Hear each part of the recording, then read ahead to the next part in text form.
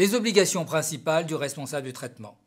Qui est responsable du traitement? C'est celui qui détermine, d'une part, les finalités et les moyens.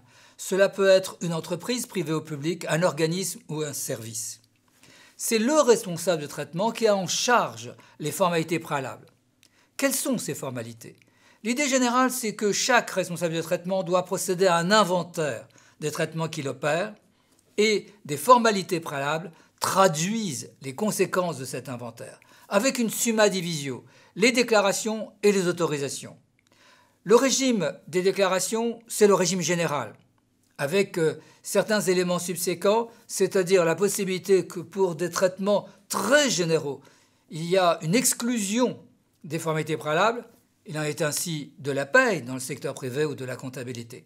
Et puis, des traitements simplifiés, qui obéissent à des normes simplifiées, c'est-à-dire à un cadre prédéfini par la Commission. Ces normes simplifiées, on peut les prendre à condition que le traitement ne porte pas atteinte manifestement à la vie privée. Ça peut être par exemple le traitement des gestions clients ou le traitement de gestion du personnel. Par ailleurs, une mention particulière pour les traitements concernant les informations sensibles, c'est-à-dire religieuses, raciales, politiques, philosophiques, syndicales, de santé et de vie sexuelle. Pour ce type de traitement, il faut un régime d'autorisation, sauf dans le cas particulier des organismes qui sont habilités à gérer par nature ces informations pour les données politiques, les partis politiques, pour les données syndicales, les syndicats professionnels notamment. Dans ce cadre, on est dans le régime de l'autorisation.